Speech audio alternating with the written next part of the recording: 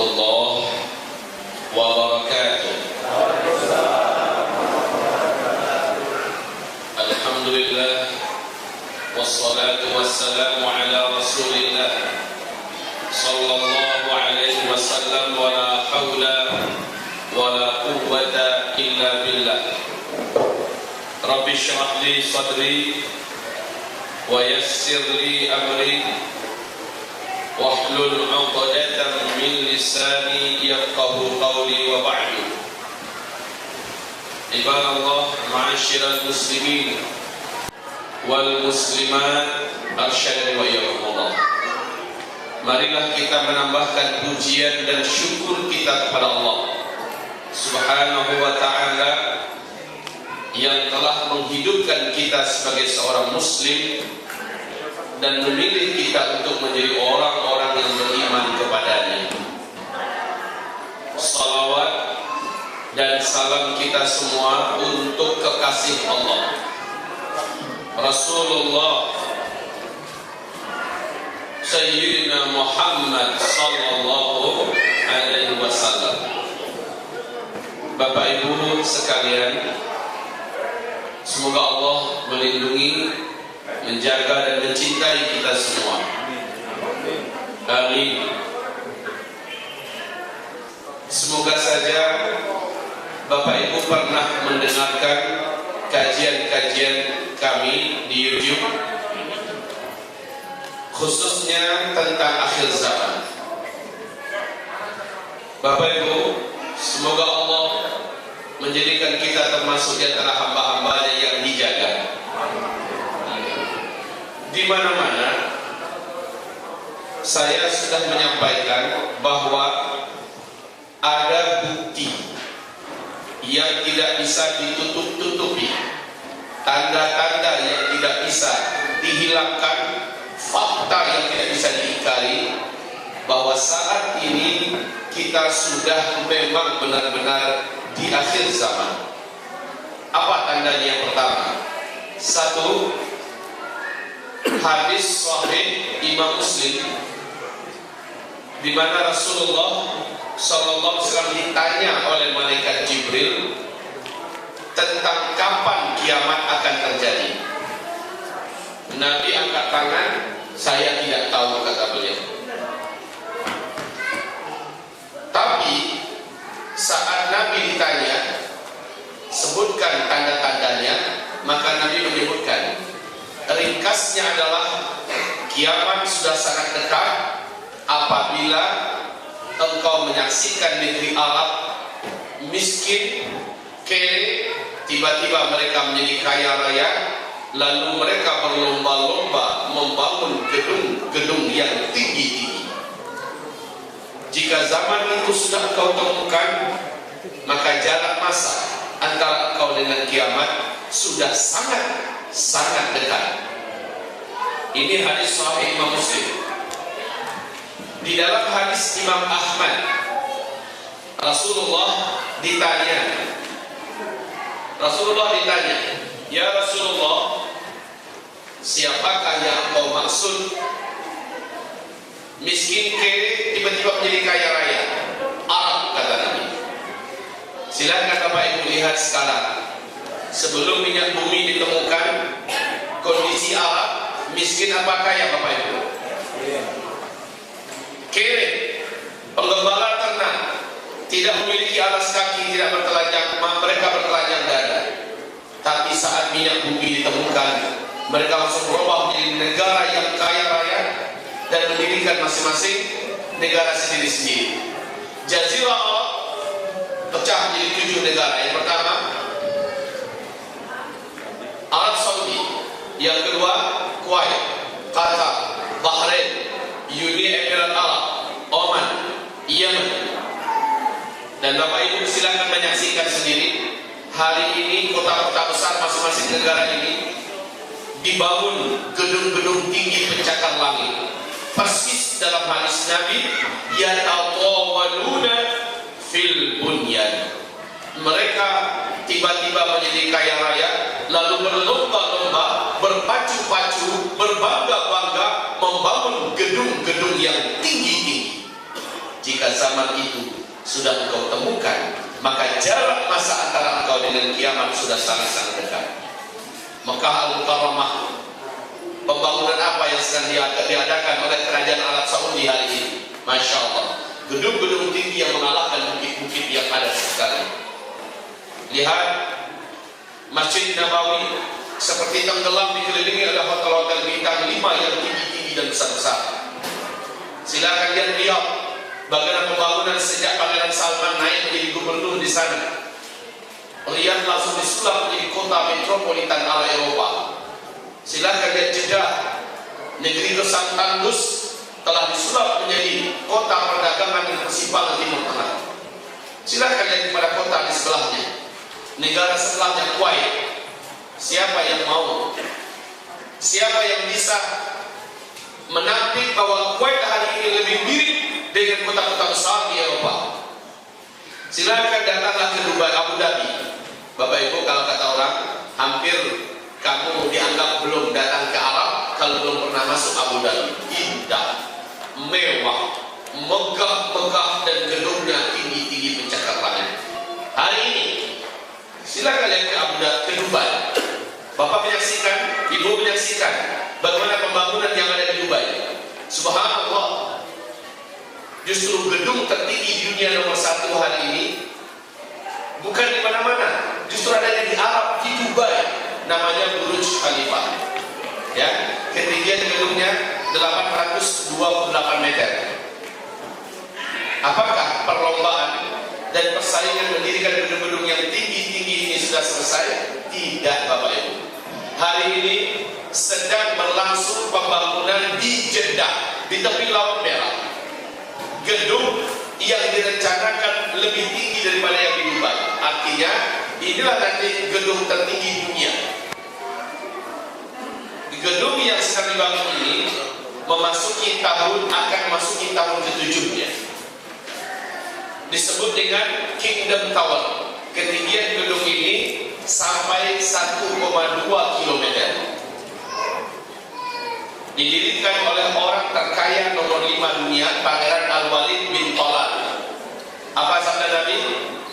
Jika zaman itu sudah kau temukan, maka jarak masa antara engkau dengan kiamat sudah sangat dekat. Ini hadis yang pertama diriwayatkan oleh Imam Muslim dan diriwayatkan oleh Imam Ahmad. Ini bukti yang pertama. Kedua, Nabi kita bersabda sallallahu alaihi wasallam. Ya, bismillah. Okay. Sabda Nabi Muhammad sallallahu alaihi wasallam bahwa selama di bumi ini masih tersisa satu saja orang yang masih bisa melafazkan kalimat Allah, Allah akan menunda kiamat 40 tahun lagi.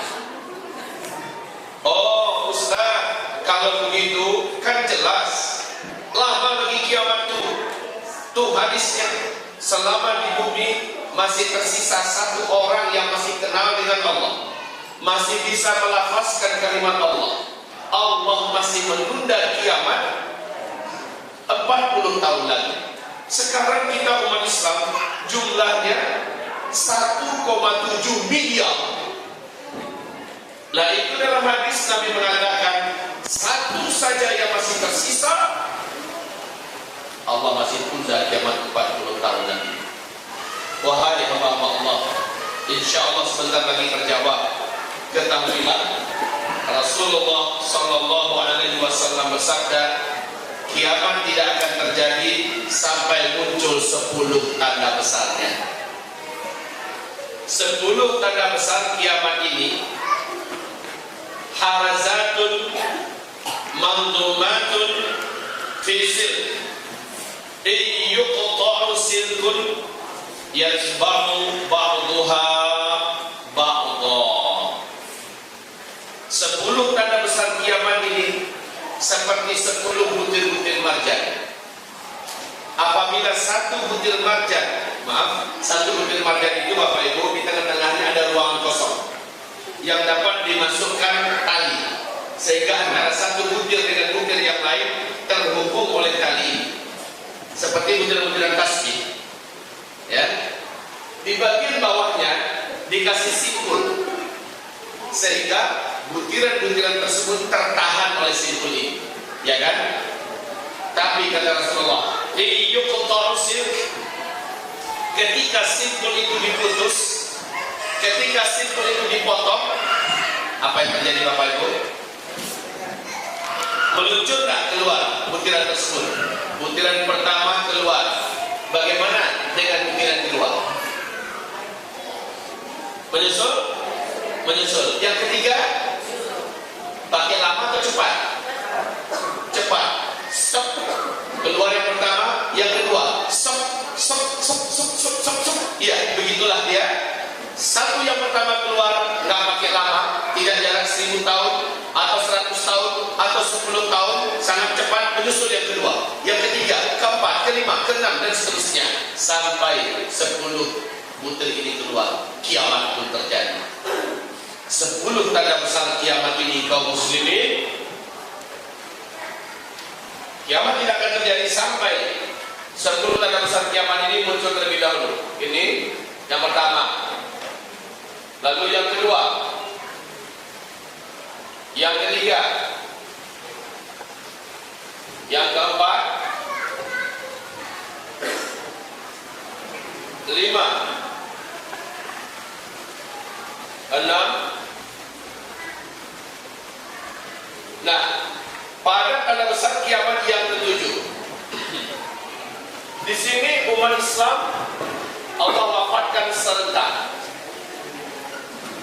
Apa tulisan saya terlalu kecil? Oh, finish. Ya, ada apa yang terjadi pada tanda besar kiamat yang ketujuh?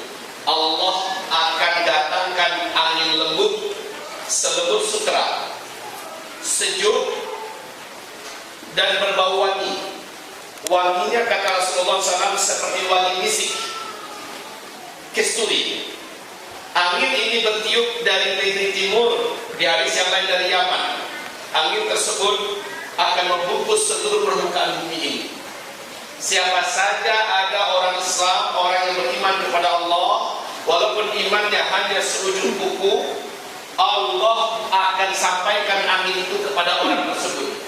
Walaupun orang itu ada di dalam gua, ada di atas gunung, ada di lembah, ada di pulau, di mana saja orang Islam berada, angin lembut ini akan sampai ke sana. Tersentuhlah yang bersangkutan oleh angin, terhidup olehnya angin lembut tersebut, dia pun meninggal di tempat. Maka serentak satu muka bumi ini orang Islam meninggal dunia. Serentak satu muka bumi, tidak tersisa satu pun di bumi ini yang masih beriman kepada Allah Subhanahu wa ta'ala. Maka ini disebut dengan angin lembut kematian.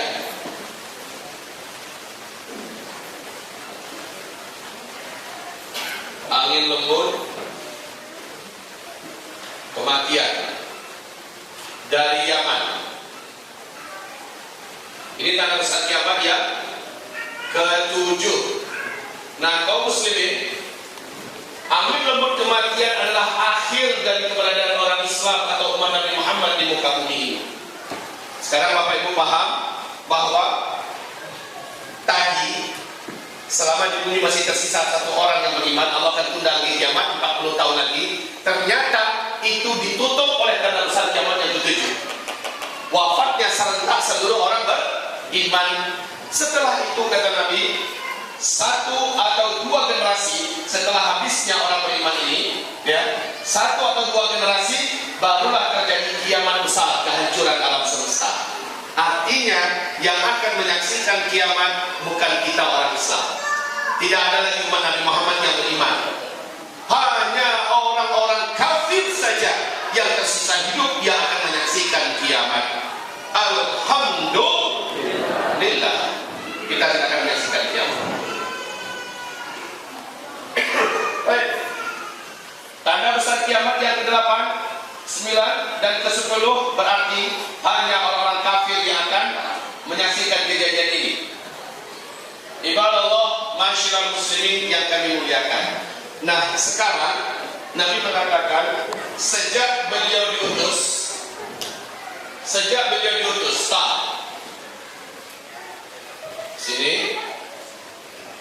sampai umat Islam wafat serentak, kalian akan menjalani 5 fase sejarah, kata Nabi. Fase yang pertama, umat Islam langsung dipimpin oleh Nabi sendiri, Nabi Muhammad SAW. Ini berlangsung selama 23 tahun, ya, berlangsung selama 23 tahun. 13 tahun di Mekah, 10 tahun di Madinah. Fase ini telah berakhir dengan wafatnya Nabi Muhammad SAW.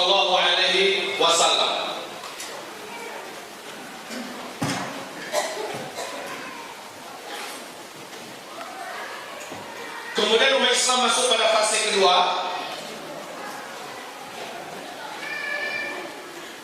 Fase kedua yaitu umat Islam dipimpin oleh para khalifah-khalifah dengan konsep kenabian, Khulafaur Rasyidin. Fase ini berlangsung selama 30 tahun, ya. Ini adalah fase khilafah Islamiyah dengan konsep kenabian. Selama 30 tahun wafatnya Khalifah Ali bin Abi Thalib, Abu Bakar, Umar, Utsman bin Affan, dan Ali bin Abi Thalib ternyata baru 29 tahun 6 bulan, ya. 29 tahun 6 bulan. Nabi mengatakan 30 tahun. Kemana 6 bulan lagi? Sepakat para ahli sejarah mengatakan 6 bulan lagi dilanjutkan oleh Hasan bin Ali. Hasan bin Ali bin Abi Thalib. Beliau akhirnya menyerahkan tampuk kekhalifahan kepada Muawiyah bin Abi Sufyan di Damaskus, Syria. Sejak saat itu, tepat 6 bulan setelah dia menjabat menjadi khalifah, pas 30 tahun. Sejak saat itu, umat Islam kembali bersatu. Kemudian masuklah umat Islam pada fase yang ketiga. Umat Islam masuk pada fase ketiga. Dan Nabi menyebutkan fase tersebut dengan mulkan a'dhan. Islam dipimpin oleh para khalifah yang menggunakan sistem kerajaan. Ya. Islam dipimpin oleh para khalifah yang menggunakan sistem kerajaan. Dan ini paling lama Bapak Ibu, 1227 tahun. Di dalamnya diisi oleh 3 dinasti. Dinasti Bani Amawiyah, dinasti Bani Utsmaniyah, dan dinasti Bani Umayyah, dinasti Bani Abbasiyah, dan ketiga terakhir dinasti Bani Utsmaniyah. Fase ketiga ini telah selesai pada tanggal 3 bulan Maret tahun 1924, yaitu dengan runtuhnya khilafah Islamiyah Al-Utsmani di Turki. Fase yang ketiga telah berakhir dengan runtuhnya khilafah Islamiyah lebih kurang 92 tahun yang lalu hitungan Masehi. Ya. Bapak Ibu, umat Islam masuk pada fase yang paling berat. Ini saya buat kotaknya lebih besar, bukan berarti lebih lama daripada ini. Sebentar sekali kaum muslimin, ini sangat sebentar. Namun karena banyak hal yang akan saya bedah, yang akan saya uraikan pada sore hari ini di sini, sangat banyak. Oleh karena itu saya buat besar. Fase yang keempat ini umat Islam masuk kepada mulkan jabaliyan. Apa itu? Umat Islam tidak dipimpin oleh seorang khalifah pun. Dan ini adalah fase di mana kaum muslimin dan umat Islam di muka bumi dipimpin oleh para penguasa-penguasa yang diktator. Tidak ada khilafah pada fase keempat, tidak ada.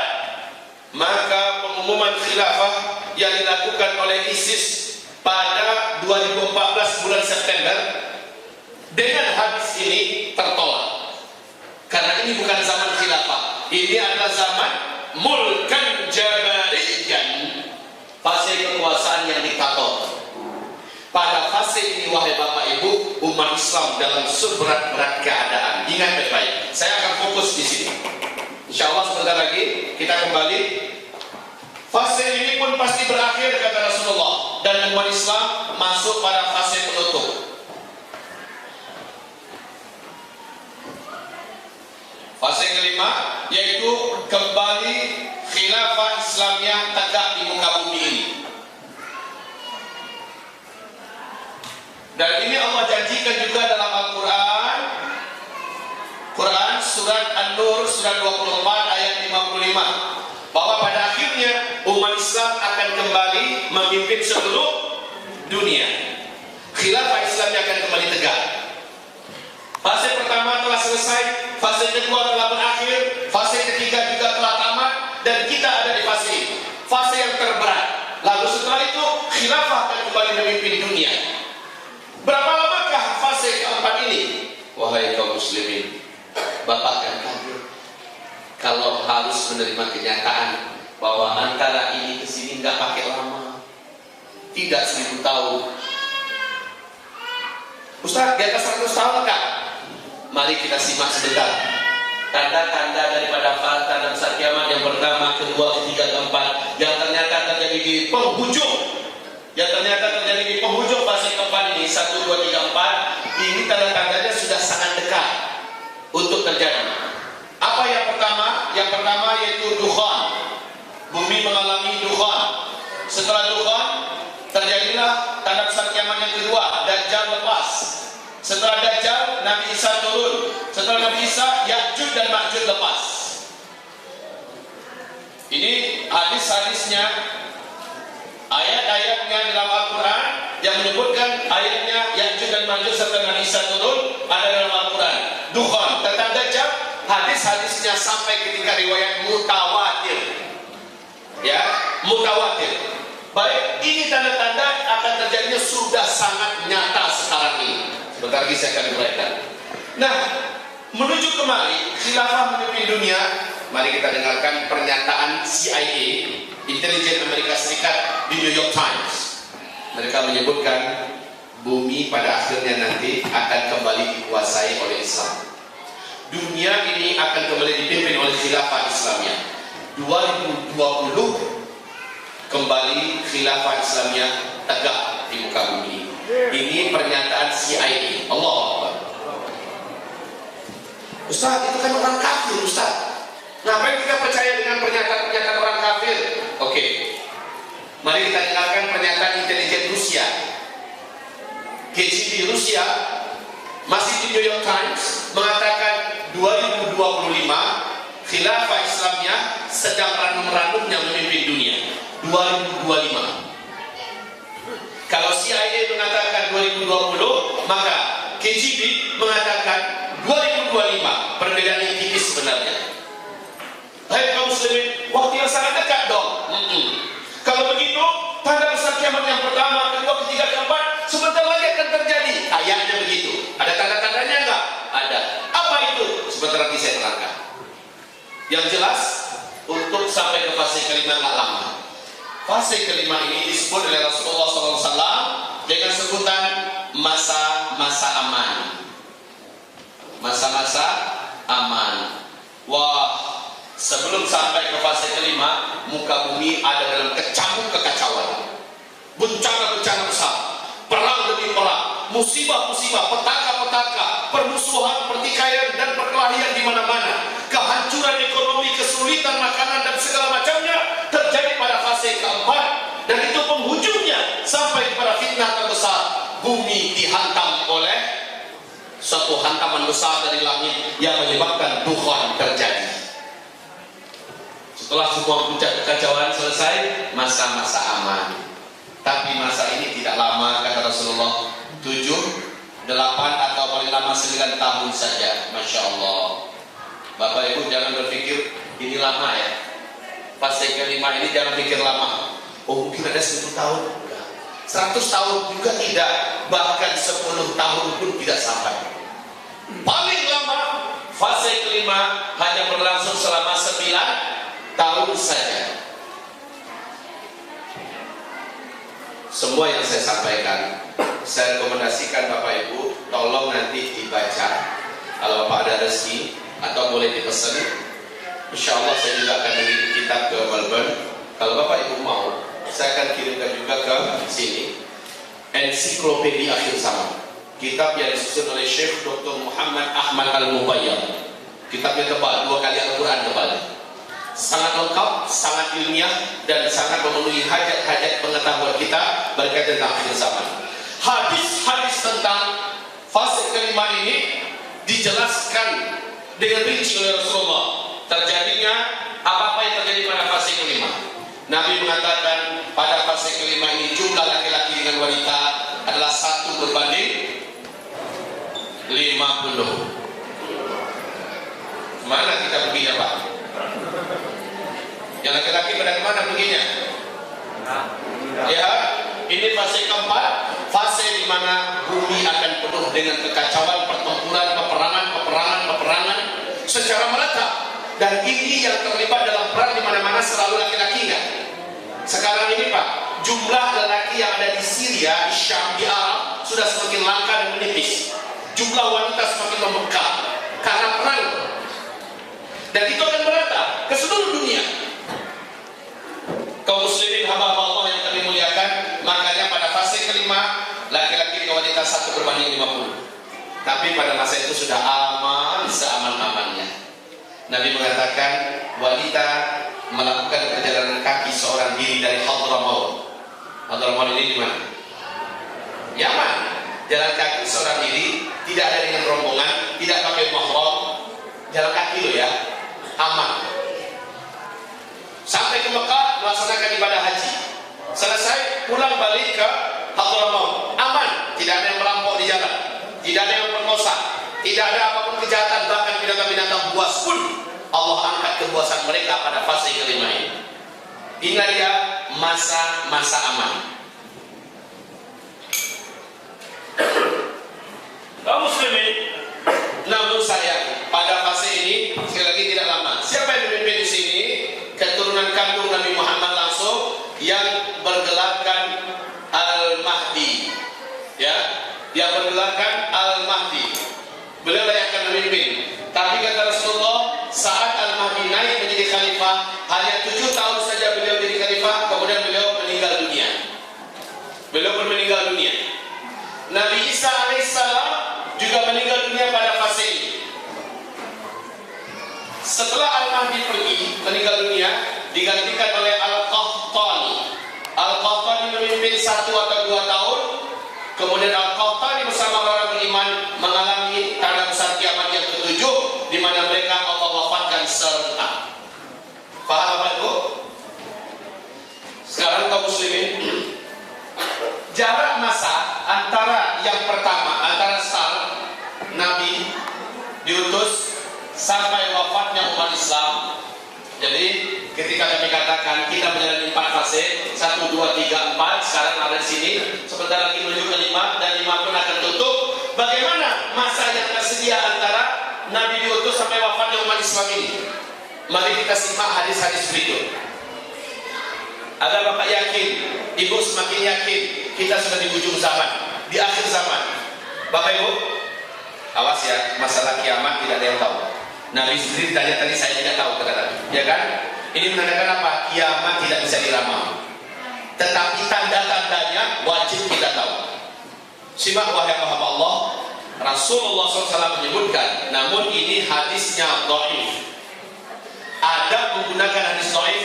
1, ketika meriwayatkannya wajib disampaikan statusnya, hadis dhaif. Yang kedua, hadis dhaif tidak boleh dijadikan sebagai landasan, tidak boleh dijadikan sebagai pijakan untuk akidah, jangan dibina di atasnya akidah. Yang ketiga, hadis dhaif tidak bisa dijadikan sebagai dalil dan hujjah untuk masalah usul, masalah dasar-dasar agama. Yang keempat, hadis dhaif apabila bertentangan dengan hadis yang lebih kuat di atasnya. Jadi hadis ahad itu ada 5. Hadis ahad. Hadis ahad ini apa? Hadis yang diriwayatkan oleh 1 orang sahabat, nanti diriwayatkan lagi oleh 1 orang tabi'in, lalu oleh 1 orang tabi'in dan seterusnya. Tapi masih hadis Nabi ada 3 tingkatan. Tingkatan tertinggi namanya adalah hadis sahih. Tingkatan pertengahan namanya adalah hadis hasan, dan tingkatan paling bawah adalah hadis dhaif. Hadis dhaif ini hadis lemah Bapak Ibu. Nah, 1, 2, 3, tapi masih hadis Nabi seluruhnya. Camkan ini baik-baik. Ini masih hadis Nabi Muhammad SAW. Hadis sahih, hadis hasan, hadis dhaif masih hadis Rasulullah SAW. Hanya ketika hadis dhaif diriwayatkan tidak bertentangan dengan hadis yang lebih kuat darinya, hadis dhaif tersebut bisa bisa diterima. Dalam urusan fadhailul amal, keutamaan-keutamaan beramal, pahalanya ini kalau ini melakukan pahalanya sekian, ini kalau ini azabnya ini, ya. Begitu juga hadis dhaif diterima dalam urusan tarhib dan tarhib, motivasi. Adab yang kelima, hadis dhaif kaum muslimin, jika ia diriwayatkan, maka kita harus lebih mengutamakan hadis dhaif daripada perkataan manusia manapun, termasuk ulama manapun. Ulama manapun, ulama berkata begini, ulama berkata begitu. Hadis dhaif mengatakan begini. Menurut Bapak, mana yang lebih terhormat? Mana yang lebih harus kita muliakan? Hadis dhaif atau perkataan ulama? Hah? Hadis dhaif atau perkataan ulama, Bu? Kenapa harus hadis dhaif kita lebih utamakan? Kataan Rasul. Iya, karena hadis dhaif, walau dia dhaif, tetap perkataan yang mulia Rasul Sallallahu Alaihi Wasallam.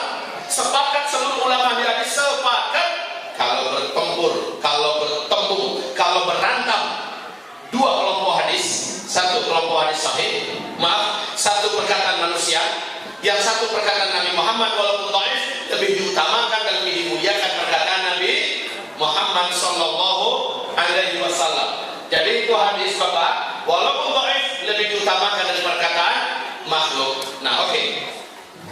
Sekarang tentang umur umat Islam sejak Nabi diutus sampai orang Islam wafat serentak, Nabi menyebutkan di dalam hadis yang diriwayatkan oleh Abu Dawud berikut ini. Pertama, hadis yang pertama, Nabi mengatakan umur umatku dibandingkan dengan umur umat Nabi yang lain adalah umur umat Yahudi dikurangi dengan umur umat Nasrani. Yahudi dari Nabi Musa ke Nabi Isa. Dalam sejarah Pak, 2000 tahun lamanya. 2000 tahun lamanya. Kemudian umur umat Yahudi dikurangi dengan umur umat Nasrani. Nasrani itu dari Nabi Isa ke Nabi Muhammad 600 tahun. 2000 kurang 600 berapa? 1400. Baik. Ini hadis yang pertama ya, 1400. Hadis ini dhaif. Dhaif kaum muslimin. Bahkan ada yang sanadnya dhaif jiddan. Oleh karena itu cukup Bapak Ibu sekedar tahu saja. Jangan menjadikan landasan apa-apa. Tidak boleh jadi hujah, tidak boleh jadi dalil, apalagi dibina di atasnya akidah. La mamnu. Tidak boleh. Tapi sekedar tahu, it's okay. Karena masih perkataan yang mulia Rasulullah Sallallahu Alaihi Wasallam. Bu, Ibu tahu kenapa hadis menjadi dhaif? Bapak tahu kenapa hadis menjadi dhaif?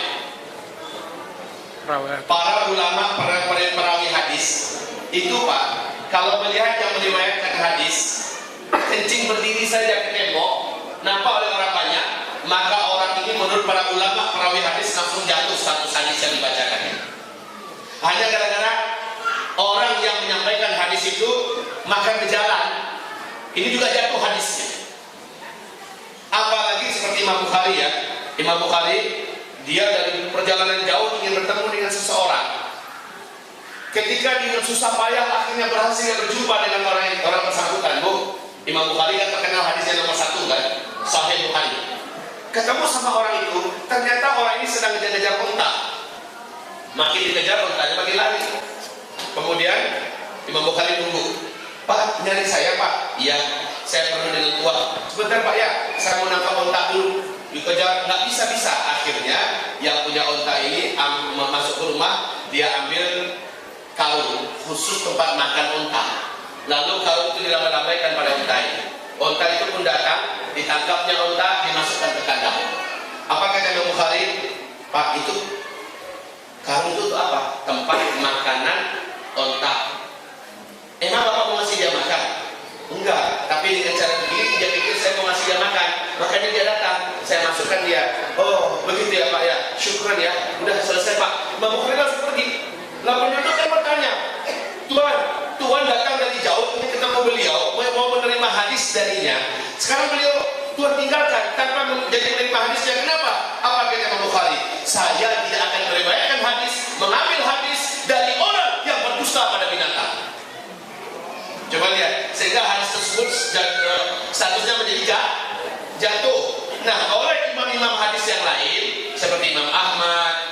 An-Nasa'i, Ibnu Majah, Daruqutni, Al-Hakim dan lain-lainnya, kayak gitu masih dimasukkan, tapi masuk dalam hadis dhaif, begitu.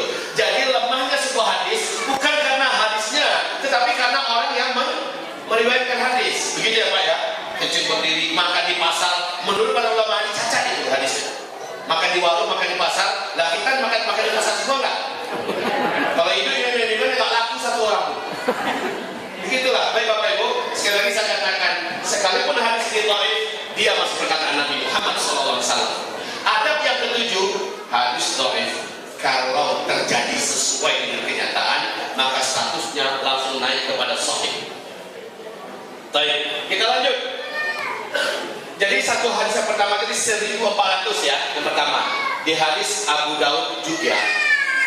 Tapi hadis ini naik dari dhaif naik ke hasan. Kenapa? Turun hadis ini banyak, statusnya jadi naik ke hasan dengan ini namanya.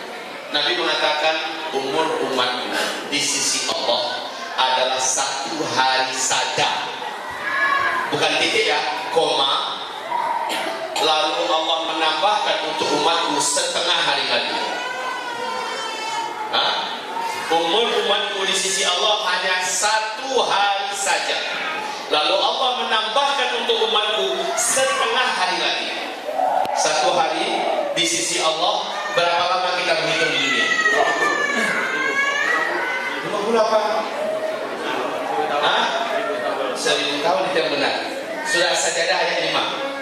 Surah As-Sajdah ayat 5. Yudabbirul amra minas samaa'i ilal ardh thumma ya'ruju ilayhi fi yawmin kana miqdaruhu alf sanah mimma ta'uddun. 1 hari di sisi Allah kamu menghitungnya di dunia 1000 tahun. Jadi ketika Rasul berkata umur umatku di sisi Allah hanya 1 hari saja, lalu Allah menambahkan untuk umatku setengah hari lagi. Semoga umatku tidak menjadi lemah karena Allah menambahkan untuk mereka setengah hari lagi. Baik, 1 hari adalah 1000 tahun. Setengah hari berapa? Oke, dengan ini berarti 1500. Hitungan Hijriah. Bapak Ibu, ada 2 riwayat. Yang pertama 1400, ya antara Nabi diutus ini, di saat usia Nabi sudah 40 tahun bila jadi Nabi, sampai wafat seluruh umat yang serentak di muka bumi, antara 1400 ke 1500. Bagaimana nih? Ada 2 hadis. Maka dikompromikan oleh para ulama-ulama dan pakar-pakar ahli hadis. Seperti sekelas Syekh Ibnu Hajar Al-Asqalani yang terkenal dengan kitab Fathul Bari, Syarah Sahih Imam Al-Bukhari, atau Imam As-Suyuti, atau Imam Ibnu Rajab Al-Hambali. Mereka memberikan penafsiran bahwa intinya umur umat Nabi ini lewat dari 1400 tahun, tapi tidak akan lewat dari 1500. Umur umat Nabi Muhammad hidup di muka bumi ini start sampai finish pokoknya lebih dari 1400 tahun dan tidak akan lewat dari 1500.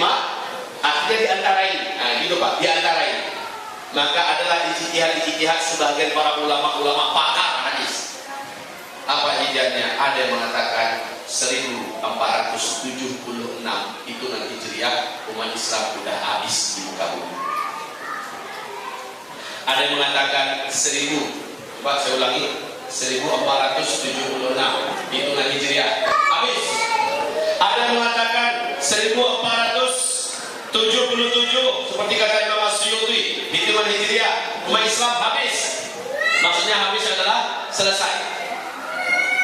Ibnu Rajab Al-Hambali mengatakan pokoknya lewat dari 1400 tahun tapi tidak akan lewat, tidak akan lebih dari 1500. Maknanya antara ini juga.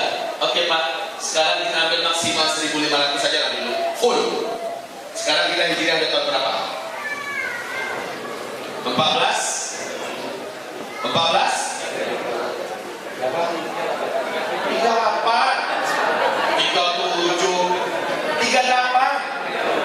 14, 38 Hijriah Rabiul Awal. Rabiul Awal sekarang. Ya. Baik, ini Hijriah ya. Hijriah. Kalau Hijriah itu Bapak Ibu, setelah Nabi hijrah dari Mekah ke Madinah baru mulai dihitung Hijriah. Betul tidak? Betul? Sekarang ada 13 tahun Nabi belum hijrah, tinggal di Mekah.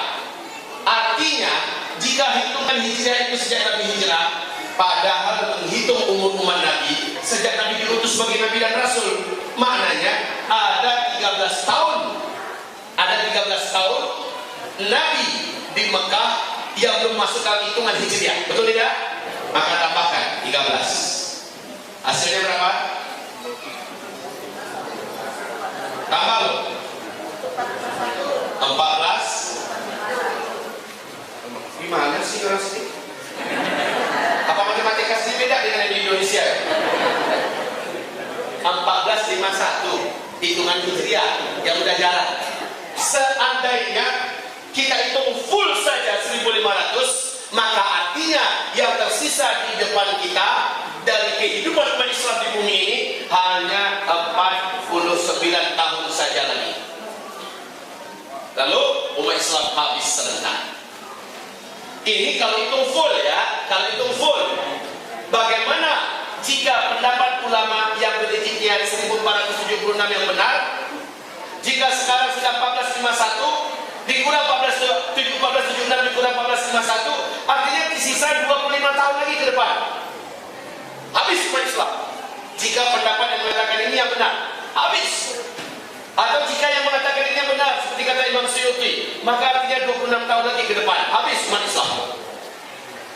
Bukan kiamatnya ya, tapi umat Islam habis. Wahai hamba-hamba Allah, seandainya kita hitung full saja 1500, maka 49 tahun lagi dari sekarang umat Islam sudah tidak ada lagi. Masih lama? Dunia ini masih lama? Tidak. Lalu Nabi mengatakan setelah habisnya orang Islam di muka bumi, 1 atau 2 generasi setelah itu barulah kiamat besar terjadi. Di hadis yang lain 40 tahun setelah habisnya orang Islam, kiamat besar baru terjadi. La haula wa la quwwata illa billah. Hamba-hamba Allah, Bapak Ibu yang kami muliakan, ini bukti yang ketiga, kita sudah di akhir zaman. Kalau kayak gitu, apakah masih layak dan pantas kita merasa dunia ini perlu dipertimbangkan sampai 7 turunan? Masihkah pantas demi dunia ini kita menelantarkan agama kita, ibadah kita, masih mengais sehebat-hebatnya mencari dunia yang sebentar lagi akan dibinasakan oleh Allah, yang sebentar lagi akan kita tinggalkan? Sangat tidak layak, tidak pantas kaum muslimin. Oke, ini yang kedua. Yang ketiga, terus kita kembali kepada fokus pembahasan kita. Kita sekarang ada di fase keempat. Nah, fase keempat ini, kata Rasulullah, fase terberat yang dihadapi oleh umat Islam. Islam di mana-mana jadi pecundang pada fase keempat ini. Sekarang terasa nggak menurut Bapak Ibu? Umat Islam jadi mangsa dan korban. Terasa nggak oleh Bapak Ibu? Islam diejek, dihina, dilecehkan, tidak ada kehormatan buat Islam dan tidak ada harga nyawa orang Islam. Betul tidak? Lihat apa yang terjadi di Syria sampai hari ini, di Palestina. Masya Allah. Lihat yang ada di Rohingya hari ini. La haula wa la quwata illa billah. Yang ada di Yaman, di Irak. Bagaimana nasib umat Islam? Umat Nabi Muhammad Ahlus Sunnah wal Jamaah. La haula wa la quwata illa billah. Kita ada pada titik yang terberat pada hari ini kaum muslimin. Fase keempat adalah fase di mana umat Islam ada di masa-masa terparah. Dari segi tekanan politik, dari segi bersatunya musuh-musuh Islam seluruh dunia untuk memberangus, menghabisi Islam dan umat Islam. Ini terjadi pada masa kita. Islam betul-betul dihinakan, Al-Quran didisahkan. Ya saja di Indonesia, sudah begitu muncul umat Islam tampil jutaan, tetapi kekuatan penjahat ini Bapak Ibu yang dimuliakan bagai tidak bergeming, seperti tidak ada kesan. Khas Ini memang fase keempat. Pada fase keempat ini kata Rasulullah, saya bacakan hadisnya, muttafaqun alaih. Sabda Rasulullah, pada masa itu la ya'ti 'alan nasi zaman illa alladhi ba'dahu syarrun minhu hatta talqaw rabbakum. Pada fase itu, pada masa itu, hari demi hari yang kalian lalui tidaklah lebih baik daripada sebelumnya, bahkan hari demi hari lebih buruk daripada sebelumnya. Makin bertambah masa ke depan berjalan, semakin bertambah buruk yang akan ditemukan. Dalam segi apa saja, dalam segi ekonomi, dalam segi moral, dalam segi pendidikan, dalam segi sosial, dalam segi politik, dalam segi awam. Ayo Bapak Ibu, coba saya tanya, bagaimana keadaan manusia sekarang hidupnya dibandingkan 20 tahun yang lalu? Parahan mana akhlak anak bangsanya? Parahan sekarang kan? Iya. Setelah gadget ini berkembang di mana-mana, anak-anak sudah tidak terkontrol. SD sudah mengerti seks. Anak-anak SMP sekarang di Jakarta, di kota besar di Indonesia, sudah pandai menjajakan diri layaknya seorang WTS SMP. Sekarang apabila selesai ujian akhir tahun, anak-anak SMP sudah melakukan seks massal satu kelas di depan kawan-kawan masing-masing pakai syuting-syutingan. La ilaha illallah. Kacau, hancur ini Bapak Ibu. Di segi sosial hancur. Lihat, bukan hanya Indonesia tapi seluruh dunia. Wahai hamba Allah, lihat segi apa saja hancur. Ekonomi sekarang lebih berat daripada sebelumnya. Bukan hanya Indonesia tapi seluruh dunia. Dari segi politik, maaf, pemimpin demi pemimpin yang berganti bukan lebih baik tapi lebih jelek daripada sebelumnya. Terasa nggak? Terasa nggak Bapak Ibu? Ini fase keempat loh. Jangan pernah mimpi akan ada pemimpin lebih baik muncul. Kalau ada yang lebih baik, maka akan disikat, dihabisi. Mursi muncul, dihabisi. Kalau ada satu dua ibadah Allah, itu tidak akan bertahan lama. Baik, ibadah Allah yang kami muliakan. Sekarang yang naik menjadi presiden Amerika siapa? Orang baik tuh. Orang baik tuh. Ini fase keempat. Fitnah terberat dan terbesar akan dialami oleh umat Islam pada fase keempat ini, kaum muslimin. Ya. Pada fase keempat ini akan banyak terjadi bencana-bencana besar di muka bumi. Bencana-bencana alam, petaka-petaka dan musibah-musibah besar. Bu, Ibu bisa bandingkan nggak musibah-musibah besar kayaknya kita temukan hari demi hari makin naik eskalasinya, betul? Sekarang informasi saya sampaikan kepada Bapak Ibu semua. Ini fase keempat. Tahun 2017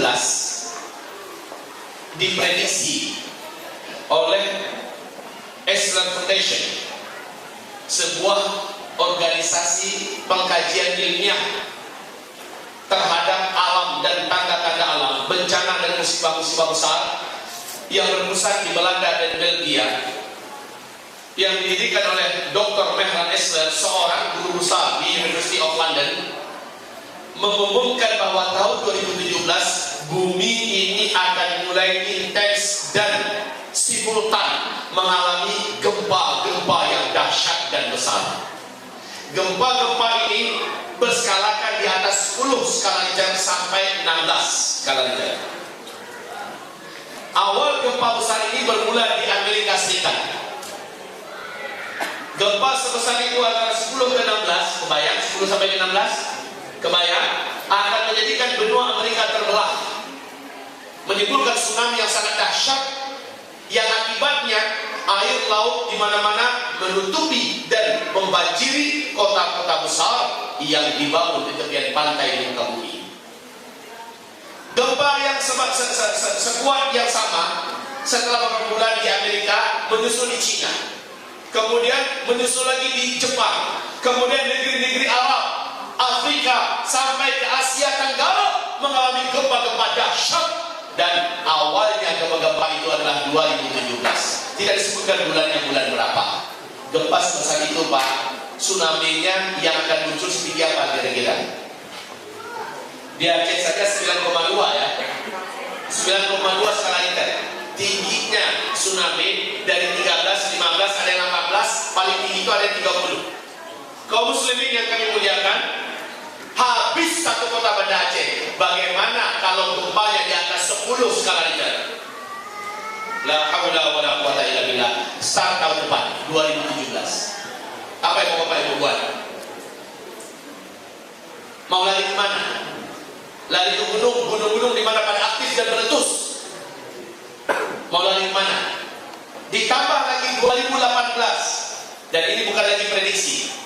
2018 dinyatakan dengan angka pasti bahwa bumi ini, seluruh negara-negara dunia akan mengalami krisis moneter terparah sepanjang sejarah dunia terkembang. 2018 Pak, krisis moneter terparah mengakibatkan seluruh mata uang terjun bebas dan menjadi tidak berharga. Pada saat itu kekacauan terjadi di seluruh muka bumi, pembunuhan, pembantaian, keributan dan perampokan di mana-mana. La haula wala quwata illa billah. Rasulullah mengatakan pada tahun-tahun banyak gempa, nanti di akhir zaman akan banyak terjadi peperangan, pembantaian, pembunuhan, perampokan dan penghancuran. La haula wala quwata illa billah. Kayak di mana hidup kita saat itu mendengarkan ini aja udah kayak gak nyaman ya. Mehran Islam mengatakan, saya tidak mau menyampaikan ini, tapi inilah fakta ilmiah yang harus diketahui oleh umat manusia. Akhirnya jutaan rakyat Amerika hari ini melakukan simulasi, yaitu latihan persiapan menghadapi gempa-gempa dan bencana-bencana besar. Kaum muslimin, kalau Australia alhamdulillah kayaknya nggak ada lempengan bumi di bawah Australia, nggak ada ya? Nggak ada kan?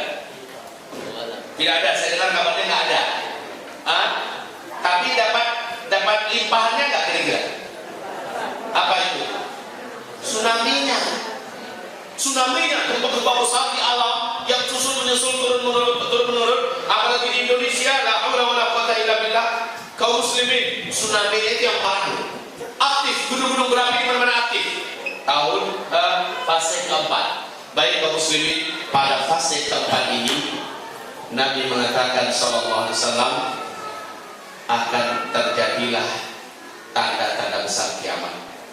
Tanda besar kiamat yang pertama, lihat, tanda besar kiamat yang pertama adalah dukhan. Bumi mengalami dukhan. Ibu tahu apa yang dukhan? Ibu tahu apa yang dukhan? Bu, katakan cepat tidak Bu kalau nggak tahu. Begitu, biar cepat selesainya. Jangan sok pikir. Ya, sepakat ya. Kalau nanti memang nggak tahu, saya tanya bilang nggak tahu atau Allahu a'lam, selesai. Dukhan adalah peristiwa besar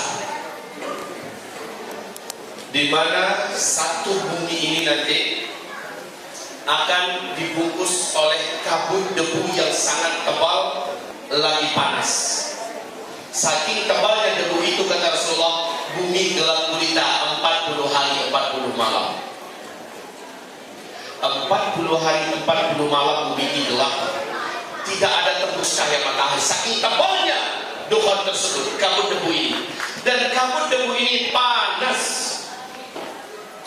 Kabut debu ini panas. Saking panasnya, kata Rasulullah, seluruh orang kafir yang tidak sempat menyelamatkan diri hidup di permukaan bumi ini, di daratan yang tidak sempat bersembunyi, mereka akan melepuh. Kulit mereka, wajah mereka melepuh dan berubah menjadi jelek. Kemudian dari lubang hidung mereka mengeluarkan asap, dari mulut mereka mengeluarkan asap, dari lubang dubur mereka mengeluarkan asap. Kedua mata mereka seperti mau lepas saking panasnya bagaikan dalam oven. Tapi orang yang beriman, orang yang amal solehnya sebelum dukhan ini terjadi banyak, imannya bagus, akidahnya lurus, tauhidnya mantap, sebelum terjadinya peristiwa dukhan, amalnya banyak, Allah jadikan dia terlindungi dan kebal dari dukhan tersebut. Dia ketika matahari kembali nampak lewat 40 hari hanya seperti merasakan flu dan demam saja. Orang beriman utuh semuanya. Tapi orang kafir gimana tadi bentuknya Bu? menjadi rusak, menjadi jelek. Miswat yang kemarin cantik-cantik, pasca dukhan, kalau masih hidup kayak zombie berjalan, rusak semuanya bentuknya, menjadi buruk dan berubah wajahnya. La haula wala quwata illa billah. Itu adalah dukhan. Lamanya berapa? 40 hari 40 malam. Ustaz, kapankah dukhan akan terjadi? Abdullah bin Abbas mengatakan dukhan akan terjadi apabila dari langit jatuh meteor menghantam bumi. Ini hadis yang sanadnya dari Ibnu Jarir. Para ulama hadis mengatakan wa hadzal haditsu sanaduhu jayyid. Sanad hadis ini bagus. Kaum muslimin masih ingat 10 tanda besar kiamat baru akan muncul kalau apa Pak? Kalau simpulnya diputus. Maka keluarlah yang pertama. Ingat. Maka simpul tersebut adalah bumi mengalami hantaman meteor. Ya, bumi mengalami hantaman meteor. Dampak dari meteor ini akan terjadilah dukhan. Nah, inilah di antara besar kiamat yang pertama. Dukhan menyelimuti bumi akibat dari meteor. Baik, secara ilmiah Pak, apa yang digambarkan oleh Abdullah bin Abbas, tentulah Abdullah bin Abbas bukan seorang ahli meteorologi, bukanlah seorang astronom, mana ngerti masalah ilmu perbintangan, bukan seorang ahli fisika, tetapi apa yang dikatakan oleh Ibnu Abbas jelas dia menerima dari sang gurunya Muhammad Rasulullah Sallallahu Alaihi Wasallam, seorang pakar astronomi senior dunia, menjadi rujukan dari para pakar senior yang lainnya. Beliau berkata, bumi kita sekarang ini sedang ada di tengah-tengah arus sungai meteor. Meteor di luar angkasa itu punya peluang menghantam bumi kita kapan saja. Satu meteor, kekuatan ledakannya bisa berkali-kali lipat daripada bom nuklir yang pernah menghantam Nagasaki dan Hiroshima. Tergantung berapa besar meteor tersebut. Kalau garis meteor yang menghantam bumi ini besarnya, jadi maaf, saya buat seperti ini Bapak.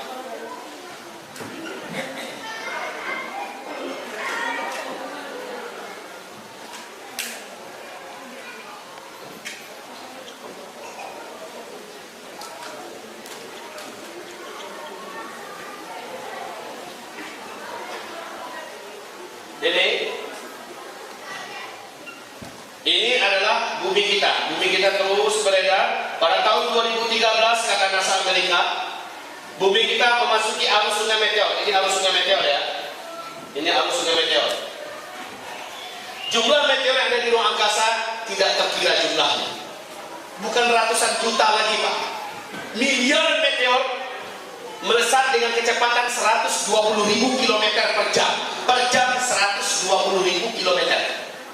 Satu meteor saja jika sempat menghantam bumi, garis diameternya, kalau saya besar lah, garis diameternya 2 km saja, maka meteor ini akan menimbulkan ledakan sama dengan 1 juta kali lipat bom nuklir.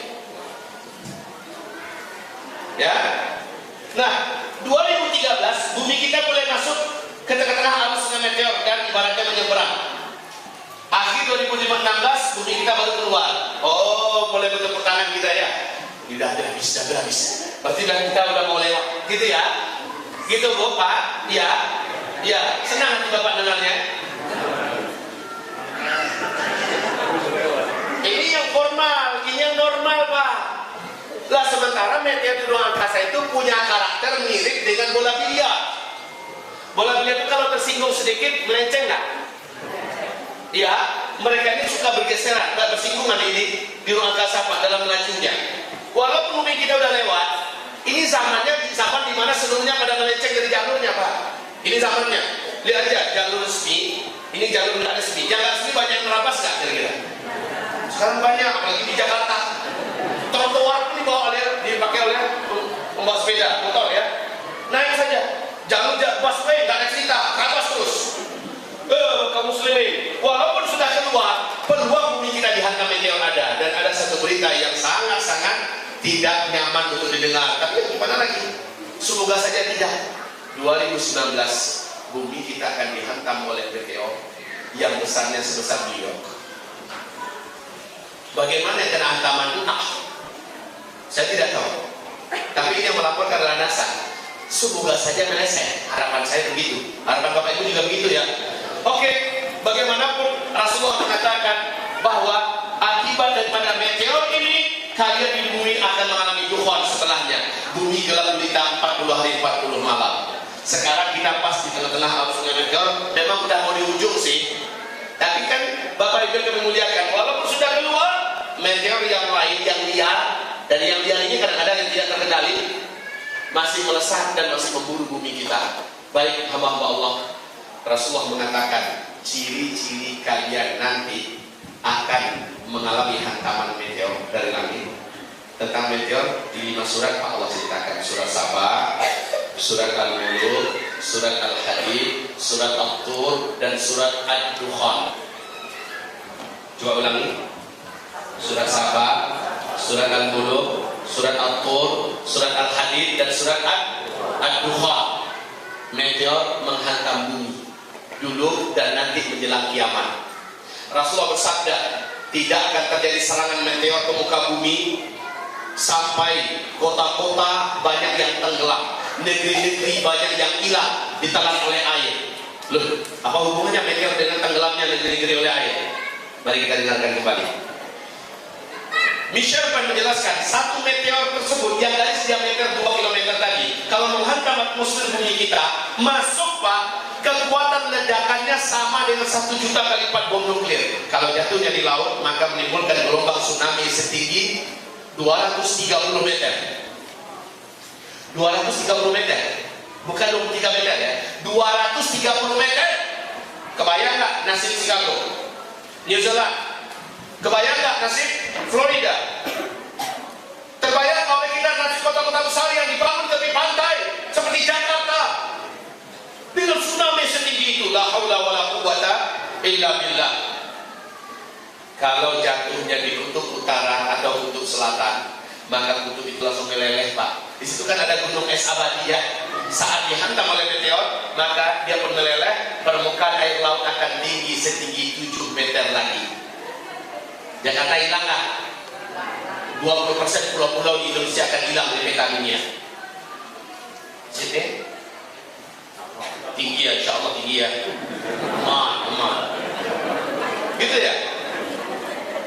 Tapi kaum muslimin, kalau jatuhnya ke kutub utara air laut naik, maka Chicago hilang, New Zealand hilang, bahkan Belanda pun terancam hilang.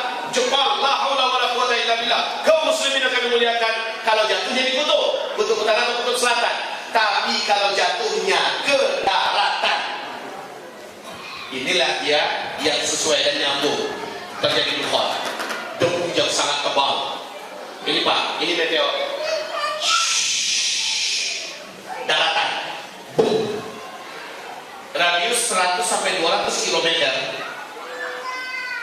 Dari jatuhnya meteor ini, seluruh makhluk hidup yang ada langsung menguap menjadi karbon. Ya, langsung menguap menjadi karbon. Bangunan-bangunan, gedung-gedung yang ada langsung hilang. Kemudian bumi mengalami lengkungan yang dalam ke dalam, lalu partikel-partikel yang membumbung ke udara. Bom nuklir saja meledak di Nagasaki, Hiroshima seperti apa bentuknya Pak? Seperti cendawan, ya, seperti cendawan di langit ya kan? Dan itu tebal, menimbulkan asap debu yang sangat panas dan tebal. Tapi kaum muslimin, ini dukhan 1 juta kali lipat bom nuklir. Subhanallah. Gelombang kejut daripada ledakan ini menimbulkan kecepatan laju 800 km per jam. Maka dengan cepat partikel-partikel yang membumbung ke udara tadi, yang sangat tebal tadi, membungkus bumi. Panas! Bumi gelap 40 hari 40 malam. Menurut Rasulullah 40 hari 40 malam. Tapi menurut NASA tidak. 1 tahun kata mereka. Bumi ini gelap selama 1 tahun. Bapak Ibu, mana yang benar kira-kira NASA Amerika atau Rasulullah yang mengatakan 40 hari? Jangan gitu. Ini NASA kan ahli, pakar, ya.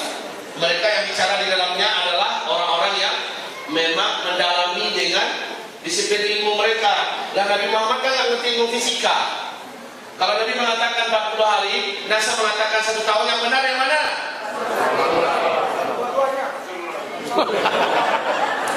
Yang konsisten dong. Bapak Ibu sudah benar, itulah tanda orang beriman. Apapun kata orang, Rasul mengatakan begini, yang benar adalah Rasul. Ya, wa ma yantiqu 'anil hawa in huwa illa wahyu yuha. Baik, kita kembali. Dukhan ini panas enggak? Dukhan ini panas. Bumi ini gelap gulita selama 40 hari 40 malam. Ketika dukhan terjadi, apa yang Bapak Ibu lakukan? Ngapain lagi?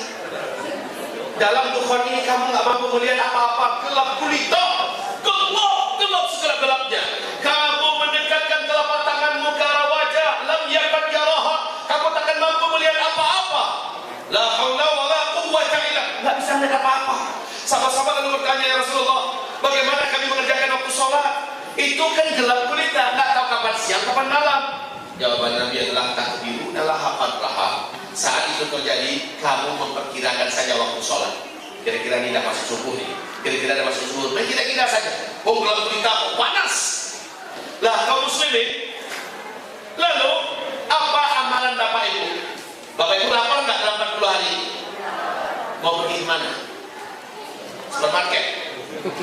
Perlu saya beritahu kepada Bapak Ibu, Rasul mengatakan pasca meteor jatuh sampai kita semuanya serentak wafat nanti, ya, sudah tidak ada lagi teknologi yang dapat dipakai. Artinya manusia yang hidup di bumi tidak dapat lagi menikmati teknologi, musnah semua teknologi yang ada. Mobil yang biasa itu bisa pakai kemana-mana, mobilnya masih ada Bu, tapi nggak bisa disarter. Pesawat sudah bisa nggak bawa kita ke Soekarno Hatta. Ibu stay di sini. Bapak jadi penduduk permanen untuk menunggu ajar di sini. Nggak bisa mau nyebrang Pak, berenang. Emang itu kolam laut yang kita seberangi. Kita lanjut. Listrik sudah tidak ada. Ternyata Michel Penn menyebutkan dampak daripada meteor memang menghentikan semua teknologi. Apa itu yang ada? Meteor itu mengandung cyanide, kandungan zat besi Pak. Saat dia menghantam atmosfer bumi kita, maka pergesekan yang ekstrim menembus atmosfer menjadikan dia terbakar. Ya, dia terbakar, lalu bagian kulit yang terbakar ini lepas satu persatu. Inilah yang akan menyerang bumi, menjadi meteor-meteor kecil atau hujan meteor. Sementara yang besarnya yang mengandung cyanide, ini ada kandungan zat besi. Saat pergesekan yang ekstrim ini menembus atmosfer bumi kita, menimbulkan medan magnet yang sangat kuat, dan dampaknya adalah semua logam dan besi yang ada di bumi terinduksi. Lengket antara satu dengan yang lain. Maka mobil kita mesinnya dari besi apa dari karet? Besi. Mobil yang terinduksi oleh medan magnet yang sangat kuat ini sudah tidak bisa lagi digerakkan, tidak bisa distartkan. Pesawat juga begitu, semuanya lumpuh total. Pabrik-pabrik, industri-industri, apa saja yang berteknologi dengan menggunakan besi dan logam, semuanya terinduksi, tidak bisa dipakai. Satu lagi, cyanide ini juga Bapak Ibu, tulisannya siderit juga. Cyanide ini saat dia menghantam atmosfer bumi kita, dia juga akan menghasilkan gelombang elektromagnetika yang sangat tinggi. Dampaknya semua listrik yang ada, semua sinyal yang ada, buyar, bubar, forever, selama-lamanya. Selesai. Subhanallah. Bapak coba hidupkan lampu, nggak akan ada lagi. Dalam dukhan, ketika dukhan selesai, kalau masih ada orang-orang kafir yang hidup, dan memang banyak yang akan hidup ya, sedikit saja yang akan mati nanti insya Allah. Tapi yang hidup itu orang kafir itu udah jelek-jelek Pak, yang orang kafir. Tapi Bapak Ibu insya Allah akan melihat istri, suami melihat kepada istri melihat pada suami masih normal, hanya terkena flu dan demam, lalu badan lemes sedikit karena udah beberapa hari nggak makan. Tapi ketika coba dihidupkan listrik sudah tidak ada. Ketika jalan keluar, mobil sudah tidak bisa distarter, motor sudah tidak bisa dipakai, handphone juga tidak bisa lagi digunakan, ngomong sinyal nggak ada. Lah, berakhir ya Pak ya. Yang paling menyedihkan itu apa Pak? Yang tinggal di apartemen, lantai 15.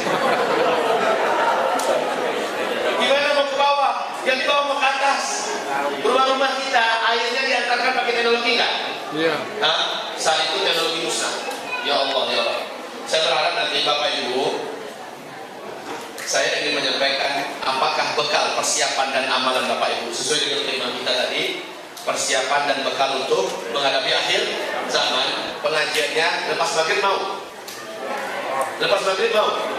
Nah itu dia inti kajian kita adalah apa yang kita lakukan, kan begitu kan? Jadi jangan pikir mau pulang dulu.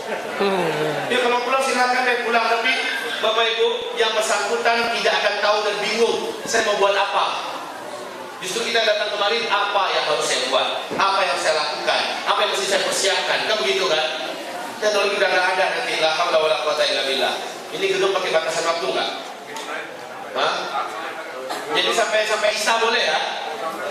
Sampai Isya ya boleh ya? Ya insya Allah, alhamdulillah. Saya berharap Bapak Ibu bisa sadar. Kemarin Pak saya workshop di Melbourne 2 hari loh, pembahasan akhir zaman di 2 hari dari pagi sampai jam 5. Besok dari pagi sampai jam 5, hari kedua malam beludak. Enggak, hampir enggak muat lagi tempat Pak di gedung itu. Ya, pembahasannya harusnya rinci. Nah ini kan waktu kita hanya dari jam 6, itu pun lewat setengah jam tadi ya. Hanya dari jam 6 sampai jam 10. Nanti dihentikan oleh sholat maghrib, dihentikan oleh makan malam. Nanti makan malamnya jangan pakai lama ya. Main cepat aja lah gitu. Kalau bahasa orang Padang, kalau perlu dulu sih makanan itu. Main telan aja. Biar cepat Pak. Oke, sholat maghribnya kita usahakan maksimal sesegera ya. Jangan pakai sholat sunat lah. Habis maghrib baru sholat sunat ba'diyah. Ya, langsung sekali. Habis azan, qomat, langsung kita sholat, lanjut. Lanjut dulu makan dulu. Makan dulu ya. Makannya jangan lama-lama. Kalau tempatnya nggak cukup, saya nggak tahu nih manitin gimana. Main shift cepat. Oke, kita lanjut. Dukhan. Awal terjadinya dukhan adalah akibat dari hantaman meteor. Bapak Ibu, peluang kita menghadapi hantaman meteor digambarkan Nabi. Ciri-ciri umatku di akhir zaman akan mengalami hantaman meteor ada 3. Awas, catat ini baik-baik.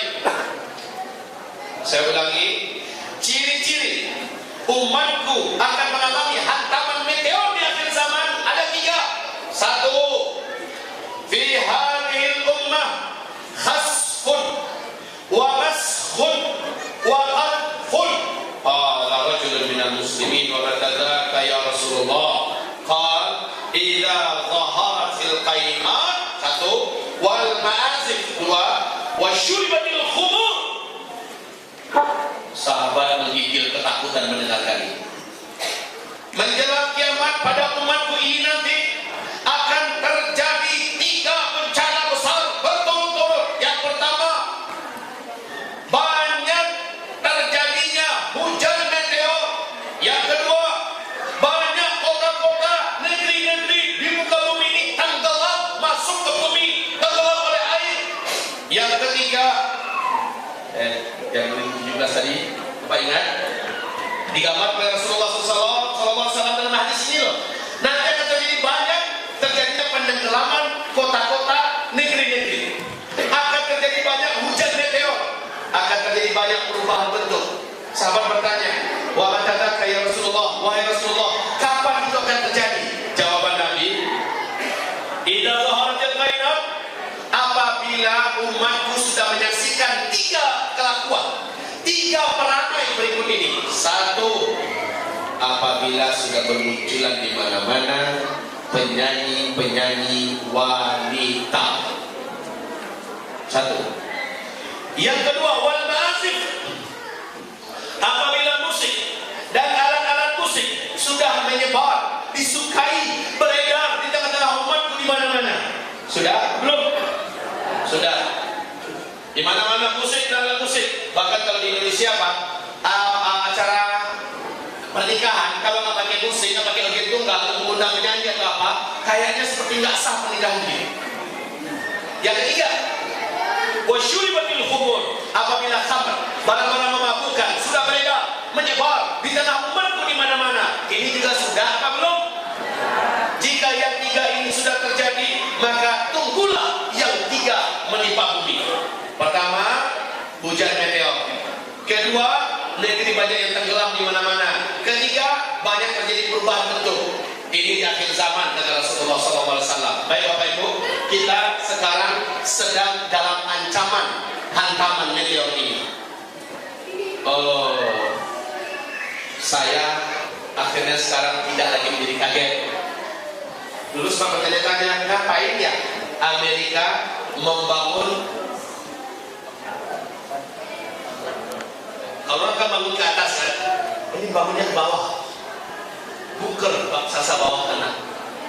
Amerika sudah menyelesaikan bunker yang ke-6. Satu bunker ini dapat menampung 500.000 manusia, satu bunker. Dan telah difasilitasi di dalamnya fasilitas yang bisa dijadikan untuk sumber dan standar kehidupan selama 1 tahun untuk 500.000 manusia. 6 bunker. Rusia sudah menyelesaikan 3 bunker. Cina telah menyelesaikan beberapa bunkernya. Australia juga sudah menyiapkan bunker raksasanya di bawah tanah, Pak. Jepang sudah, Inggris, Jerman sudah, Belanda sudah. Kalau Indonesia,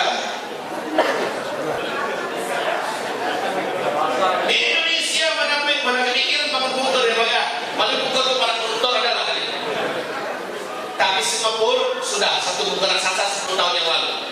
Bunker yang dibangun oleh Singapura dapat menampung 250.000 manusia. Kenapa di negara maju dan besar seperti ini membangun bunker masing-masing?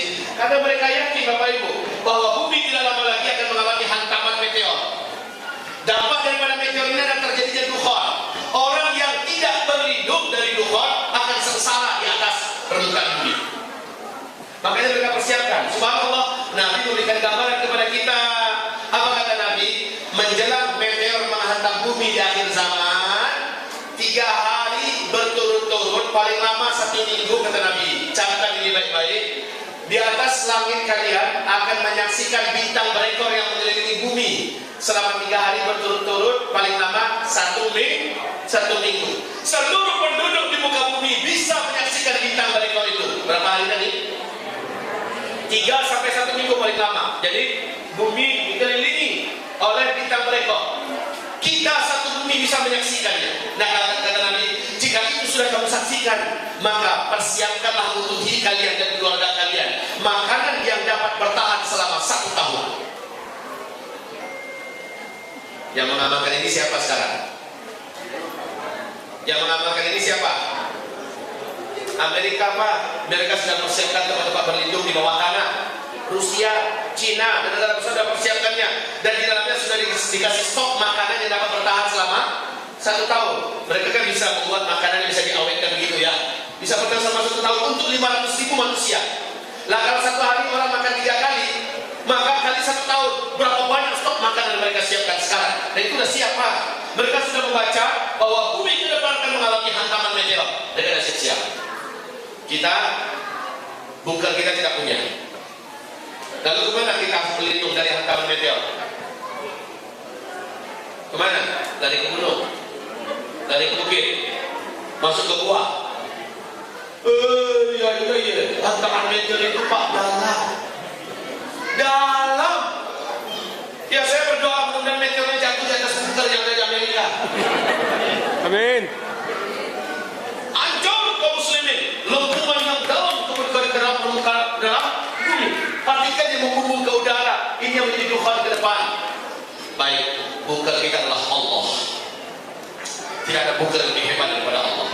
Rasul menganjurkan kepada kita amalan.